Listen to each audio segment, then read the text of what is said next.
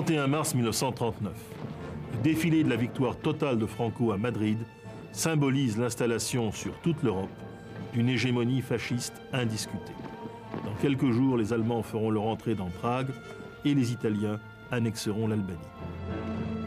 Un homme au premier plan de ce triomphe, qui n'aura pour lui rien d'éphémère, symbolise cette avancée pour l'instant inexorable du fascisme, Francisco Franco.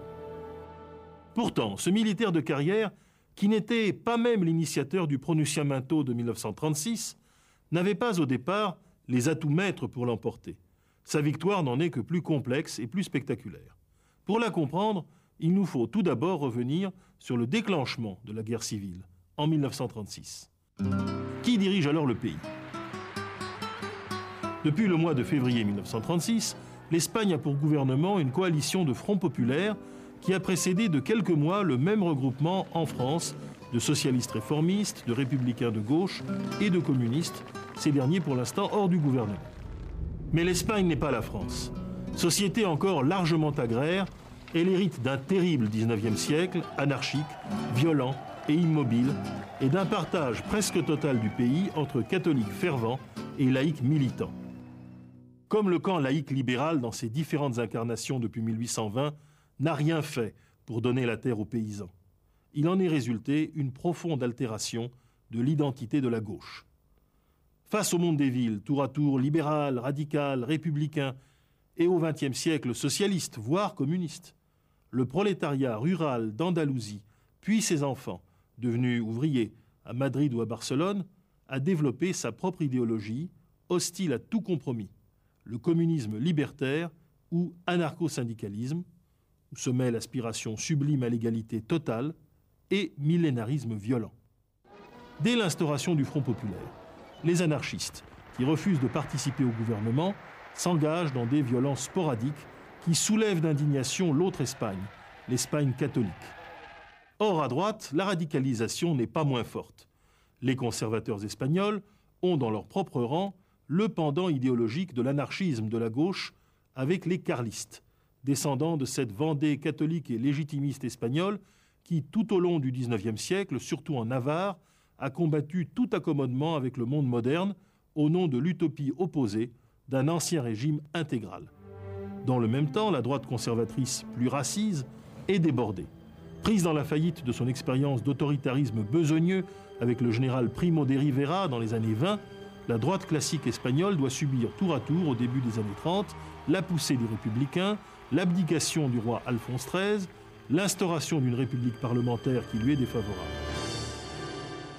Discréditée, désorientée, la droite traditionnelle est prête à suivre n'importe quel homme fort. Celui-ci ne peut provenir que de l'armée, bafouée par le régime républicain, et secondairement de ce milieu de plus en plus agité de jeunes fascistes issus du conservatisme plus traditionnel. Dès le printemps 1936, un complot ramifié contre la République est mis sur pied avec l'aide des services secrets italiens et allemands en voie de réconciliation. Le putsch militaire a lieu le 18 juillet 1936 et il est mené avec beaucoup d'incompétence et d'irrésolution par l'ancien chef de l'armée, le général Sanjurjo, appuyé des principaux chefs de région militaires, Mola, Godet, Cuepo de Llano. En 2 jours de combat cruels, le pronunciamento du 18 juillet renvoie à la photographie des élections de février. La droite et les militaires sont maîtres des hautes terres de Castille, de la Galice, de la Navarre carliste, de l'Aragon et possèdent quelques têtes de pont en Andalousie ainsi que les Canaries et le Maroc espagnol. À la République, la Catalogne, le Pays basque, tous deux autonomistes, Valence, la Manche, Santander, l'Andalousie rouge et bien sûr Madrid. C'est la situation la pire. 2 armées avec 2 territoires et 2 systèmes d'alliance européens vont à présent s'affronter sans merci pendant 3 ans.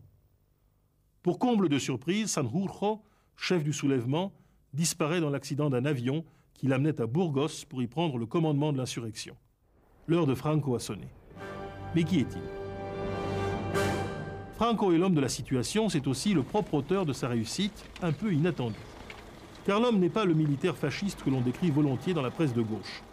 Né dans la lointaine Galice, au Férol, dans une famille de marins, doté d'un physique peu charismatique et d'une origine juive nouvelle chrétienne qui est un secret de Polichinelle, c'est au départ un officier de tendance libérale, moyennement catholique, tourné vers la France et affublé de surcroît d'un frère aviateur, Ramon, qui lui est républicain, franc-maçon et agité, ce qui trouble quelque peu son image. Mais il est avant tout l'incarnation du redressement de l'armée. Il a été fait général à 33 ans, après avoir sauvé spectaculairement la partie au Maroc, face à l'insurrection d'Abdelkrim en 1923. Réputé fidèle à la République naissante, c'est à lui encore qu'incombe la répression impitoyable de la grève des mineurs asturiens en 1934. Il devient alors la tête de turc du Front populaire et il se joint tout naturellement, par esprit d'autodéfense, mais sans se mettre en avant, à la conspiration des chefs de l'armée Sanjurjo et Mola. Car Franco est tout sauf un idéologue. De sa formation, il a tiré 2 traits essentiels, le sens de la discipline et de l'ordre, qui lui vient de son adhésion complète à l'idéal militaire, le sens de la dissimulation et du double langage, qui lui vient, lui, de sa famille marane. Dans la situation critique de 1936, il va faire un usage remarquable de l'une et de l'autre. Car replié sur l'Espagne pauvre, minoritaire dans le pays, avec une armée qui a explosé, le camp nationaliste doit d'abord compter sur ses alliés extérieurs. Qui sont-ils ?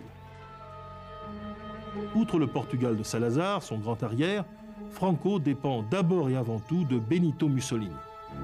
Mussolini considère depuis son avènement la péninsule ibérique comme le complément naturel de l'influence italienne vers l'ouest.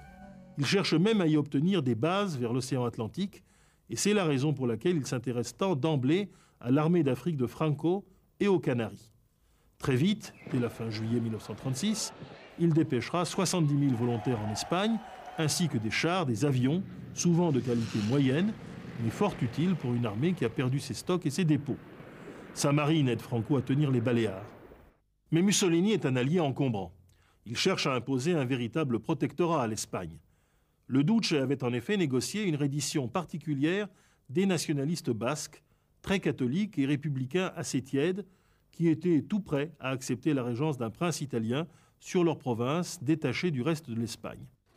C'est là que Franco, dont le beau-frère, le général aviateur Serrano Suñer, est un admirateur fanatique de Göring, saura admirablement jouer de la carte allemande pour contenir les ambitions italiennes. Franco réussit alors à persuader Hitler et Göring que Mussolini et les Anglais préparent entre eux un cessez-le-feu et un partage de l'Espagne par-dessus la tête de Berlin. La réponse nazie est à la hauteur de l'enjeu, c'est l'anéantissement, le 26 avril 1937, par les aviateurs allemands de la Légion Condor, de Guernica, au lieu particulièrement révéré de l'identité basque. Ce crime barbare, immortalisé par Picasso, est donc aussi le résultat d'un des plus beaux stratagèmes du caudillo galicien. Après la série des victoires nationalistes en Aragon, dans le Nord, puis en Andalousie, la défaite finale des Républicains ne fait guère de doute.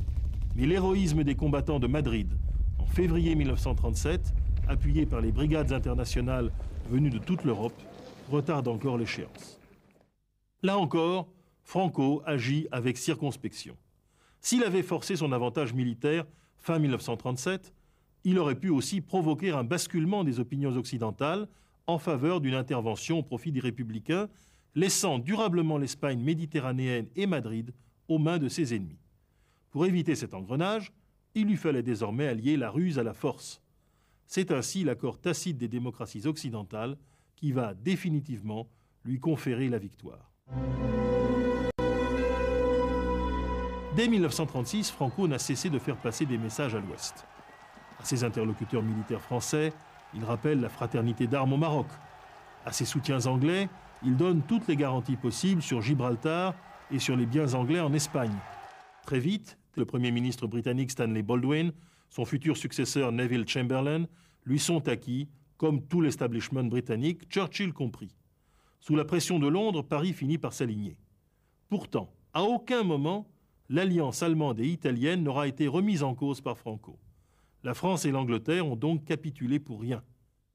C'est désormais sans effort militaire gigantesque, malgré les 3 dures batailles de 1938 aux confins de la Catalogne, Brunete, Belchite et Teruel, qui se prolongent jusqu'en janvier 1939, que Franco, dans un habile jeu de bascule, s'achemine vers la victoire militaire totale, lorsque le putsch du colonel républicain Casado à Madrid ouvre la voie à la capitulation du régime légal.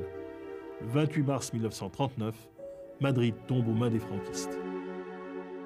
Comment expliquer cette victoire? Certes, il y eut des unions dans le camp républicain, des violences entre communistes et trotskistes du POUM à Barcelone en 1937, mais elles n'entraîneront pas d'effondrement immédiat, ni du front, ni de l'arrière. Certes, il y eut la non-intervention des démocraties, mais elle ne fut jamais totale ni sincère, fort heureusement, et la République reçut ses armes, notamment de la France, du Mexique et de l'Union soviétique. Il y eut hélas avant tout la capacité exceptionnelle d'un homme, Franco, tout à la fois à se battre courageusement avec une bonne armée, faite essentiellement de carlistes navarrais et de volontaires marocains, et à jouer d'une ruse permanente sur le terrain international. Meilleur stratège que Hitler, bien meilleur politique que Mussolini, Franco fut l'auteur essentiel de son succès, qui, comme toute victoire espagnole, tient à la fois de Don Quichotte et de Sancho Panza. Mais ne nous y trompons pas. Toutes les capacités d'ouverture du caudillo n'ont jamais visé qu'à instaurer une dictature entière, impitoyable. De 1939 à 1943, c'est ce vainqueur absolu qui courtise déjà l'Occident et refuse à Hitler son territoire et le concours de son armée, qui continue imperturbablement à fusiller 20 000 prisonniers républicains et à réprimer sans faiblesse toute résurgence de la gauche. La ruse de Franco n'a jamais fait bon marché avec l'honneur ni avec la clémence.